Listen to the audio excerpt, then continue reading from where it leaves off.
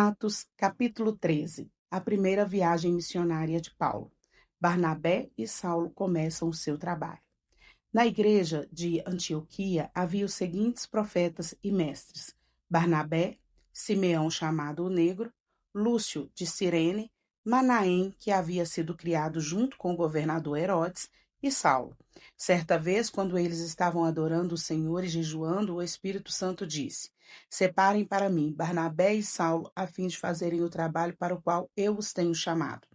Então eles jejuaram e oraram e puseram as mãos sobre Barnabé e Saulo e os enviaram na sua missão. Em Chipre. Barnabé e Saulo, tendo sido enviados pelo Espírito Santo, foram até a cidade de Selúcia e dali embarcaram para a ilha de Chipre. Quando chegaram à cidade de Salamina, começaram a anunciar a palavra de Deus nas sinagogas, e eles tinham João Marcos para ajudá-los no trabalho missionário. Eles atravessaram toda a ilha, chegando até a cidade de Pafos. Ali encontraram um judeu que era mágico e falso profeta, chamado Bar-Jesus. Ele era amigo de Sérgio Paulo, governador da ilha, que era um homem muito inteligente. O governador mandou chamar Barnabé e Saulo, pois queria ouvir a palavra de Deus. Mas o mágico Elimas, este é o nome dele em grego, era contra os apóstolos. Ele não queria que o governador aceitasse a fé cristã. Então Saulo, também conhecido como Paulo, cheio do Espírito Santo, olhou firmemente para Elimas e disse: Filho do diabo, inimigo de tudo que é bom, homem mau e mentiroso, por que é que você não para de torcer o verdadeiro ensinamento do Senhor? Agora escute, o Senhor vai castigá-lo, você ficará cego e não verá a luz do sol por algum tempo. No mesmo instante, Alimar sentiu uma nuvem escura cobrir os seus olhos e ele começou a se virar para todos os lados, procurando alguém que o guiasse pela mão. Quando o governador viu isso, creu e ficou muito admirado com os ensinamentos a respeito do Senhor Jesus. Em Antioquia da Pisídia, Paulo e os seus companheiros navegaram da cidade de Pafos até Perge, uma cidade da província da Panfilia. Porém, João Marcos os deixou e voltou para Jerusalém. Eles continuaram a viagem, indo de Perge até a cidade de Antioquia, no distrito de Pisídia. No sábado, entraram na sinagoga e sentaram-se. Depois da leitura da lei de Moisés e dos livros dos profetas, os chefes da sinagoga mandaram dizer a eles: Irmãos, se vocês têm alguma palavra para animar o povo, podem falar agora.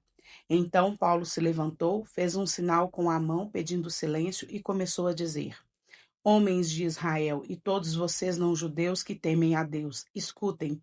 O Deus do povo de Israel escolheu os nossos antepassados quando moravam na terra do Egito e fez deles um grande povo. Ele os tirou de lá com grande poder e no deserto aguentou aquela gente durante 40 anos. Ele destruiu 7 povos na terra de Canaã, e o povo de Israel se tornou dono das terras deles. Tudo isso levou uns 450 anos. Depois disso, Deus lhe deu juízes até o tempo de Samuel, quando o povo pediu um rei. Ele lhes deu Saul, filho de Quis, da tribo de Benjamim, para ser rei deles durante 40 anos. Depois que tirou Saul, Deus pôs Davi como rei e disse isto a respeito dele: Encontrei em Davi, filho de Jessé, o tipo de pessoa que eu quero e que vai fazer tudo o que eu desejo.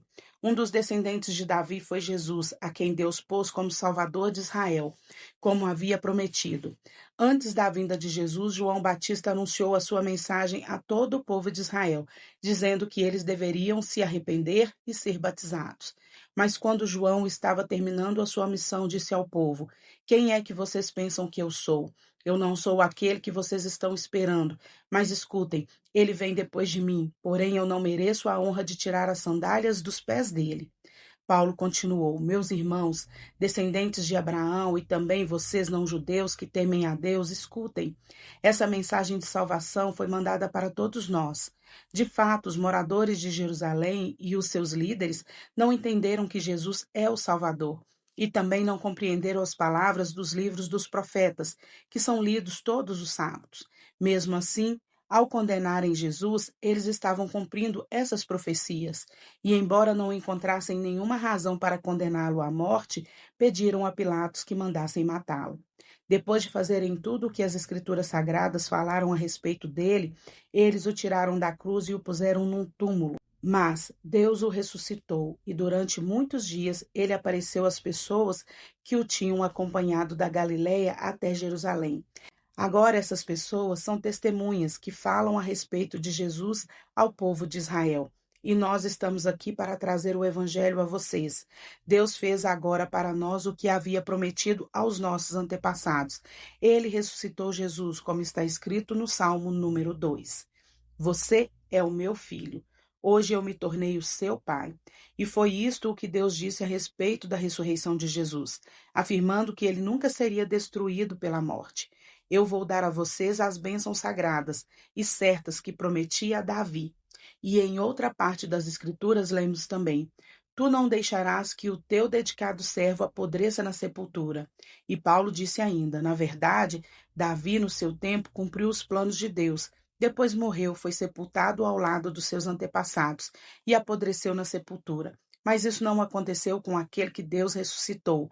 Meus irmãos, todos vocês precisam saber com certeza que é por meio de Jesus que a mensagem do perdão de pecados é anunciada a vocês. Precisam saber também que quem crê é libertado de todos os pecados dos quais a lei de Moisés não pode livrar. Portanto, tenham cuidado para que não aconteçam o que os profetas disseram.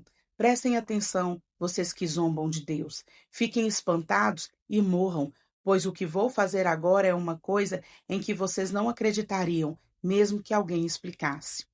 Quando Paulo e Barnabé estavam saindo da reunião, as pessoas pediram com insistência que eles voltassem no sábado seguinte, a fim de falarem sobre o mesmo assunto. Depois da reunião, muitos judeus e outras pessoas convertidas ao judaísmo acompanharam Paulo e Barnabé, que falavam com eles e animavam todos para que continuassem firmes na graça de Deus.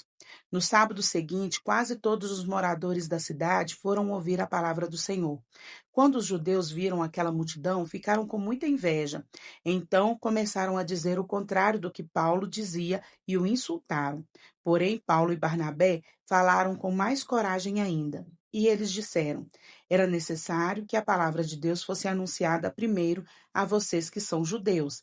Mas como vocês não querem aceitá-la e acham que não merecem receber a vida eterna, então agora nós vamos anunciar a palavra aos não-judeus, pois esta é a ordem que o Senhor deu a nós, o seu povo.